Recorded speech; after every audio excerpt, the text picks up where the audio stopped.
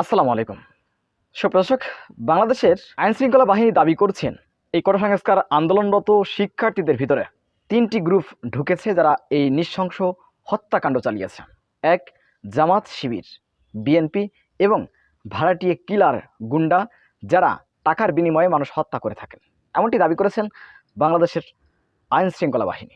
সুপ্রদর্শক, এটি আমার কোনো কথা নয়, এটি বাংলাদেশের জাতীয় গণমাধ্যমে সরাসরি সম্প্রচারিত হয়েছে। তো যে কোটা সংস্কার আন্দোলন হয়েছে, বাংলাদেশের ছাত্র সমাজ, বাংলাদেশের সাধারণ শিক্ষার্থীরা, এমনকি স্কুল কলেজের শিক্ষার্থীরা পর্যন্ত রাজপথে নেমে এসেছে, স্বতঃস্ফূর্তভাবে আন্দোলন করেছে, আপনারা দেখতে পেয়েছেন। এবং তাদের পরে যে নির্যাতন নিপীড়ন, ৩০০+ বৈষম্যবিরোধী ছাত্র আন্দোলনে যারা নেতৃত্ব দিচ্ছেন, সমন্বয়ক আছেন যারা, তারা দাবি করেছেন ৩০০-র উপরে সাধারণ শিক্ষার্থীদেরকে হত্যা করা হয়েছে, যেটিকে গণহত্যা হিসেবে দাবি করছেন সাধারণ শিক্ষার্থীরা। বেশি মরেছে সাধারণ শিক্ষার্থীরা, কিন্তু সরকারপন্থী অর্থাৎ বাংলাদেশের আইন প্রশাসন, আইন শৃঙ্খলা বাহিনী তারা দাবি করছে, বিশেষ করে জামাত শিবির, বিএনপি এবং ছাত্রদল এবং ভাড়াটিয়া গুন্ডা, অর্থাৎ বিএনপি, জামাত এবং ভাড়াটিয়া গুন্ডারা বাংলাদেশে নাশকতা চালিয়েছেন, হত্যাকাণ্ড চালিয়েছেন, এটি দাবি করছেন। পুলিশ প্রশাসনের, আইন শৃঙ্খলা বাহিনী বা ছাত্রলীগ, আওয়ামী লীগের কয়জন লোক মরেছে? ৩০০-র উপরে সাধারণ শিক্ষার্থীরা মরেছে।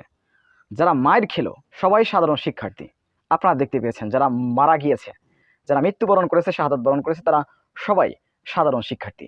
এভাবে গণহত্যা চালানোর পরে এবার বিএনপি এবং জামাত শিবিরকে নির্বিচারে গ্রেফতার করা হচ্ছে, আপনারা জানেন, রিমান্ড করা হচ্ছে। এটা আসলে কতটা যুক্তিসঙ্গত কাজ হচ্ছে আপনারা জানেন। জামাত ইসলামীর সেক্রেটারি জেনারেল অধ্যাপক মিয়া গোলাম পরোয়ারকে গ্রেপ্তার করা হয়েছে। ইসলামী ছাত্র শিবিরের কেন্দ্র সভাপতি মঞ্জুরুল ইসলামকে গ্রেপ্তার করা হয়েছে। ইসলামী ছাত্র শিবিরের সাবেক কেন্দ্র সভাপতি ঢাকা মহানগরী উত্তরের সেলিম উদ্দিনকে গ্রেপ্তার করা হয়েছে। অসংখ্য নেতাকর্মীকে গ্রেফতার করা হয়েছে। বিএনপি দাবি করছে সারা দেশে গতকালকে তাদের 2000 নেতাকর্মীকে গ্রেফতার করা হয়েছে। প্রতিনিয়ত গ্রেপ্তারের সংখ্যা বেড়েই চলছে। আইন শৃঙ্খলা বাহিনীর দাবি, এই হত্যাকাণ্ড চালিয়েছেন বিএনপি, জামাত এবং ভাড়াটিয়া গুন্ডারা। সাধারণ শিক্ষার্থীদের সাথে ভাড়াটিয়া গুন্ডা ভাড়া করলো কারা? সুপ্রিয় দর্শক, এটি জাতীয় প্রশ্ন। কোটা সংস্কার আন্দোলনকে যৌক্তিক হিসেবে দাবি করছে এদেশের সাধারণ জনগণ। বাংলাদেশের হাতে গোনা কয়েকজন ব্যক্তি বাদে তারা সবাই দাবি করছে কোটা সংস্কার আন্দোলনটি যৌক্তিক আন্দোলন।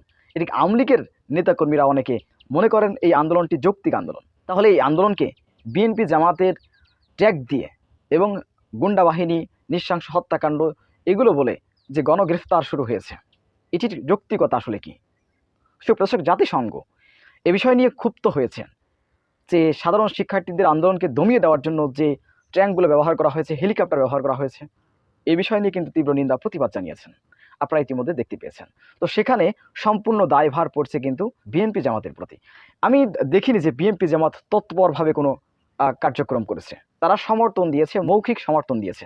আপনারা দেখতে পেয়েছেন বিএনপি এবং জামাত উভয়ই কিন্তু কোটা সংস্কার আন্দোলনকে যৌক্তিক হিসেবে তারা মৌখিক সমর্থন দিয়েছেন। আর এখন সম্পূর্ণ দায়ভার বিএনপি, জামাত, বিশেষ করে জামাত শিবিরের প্রতি পড়ছে এবং এ সকল নেতাকর্মীদেরকে গ্রেপ্তার করা হচ্ছে গণহারে। বিষয়গুলো আপনারা কীভাবে দেখছেন? অবশ্যই আপনাদের মূল্যবান মন্তব্য কমেন্ট বক্সে জানান।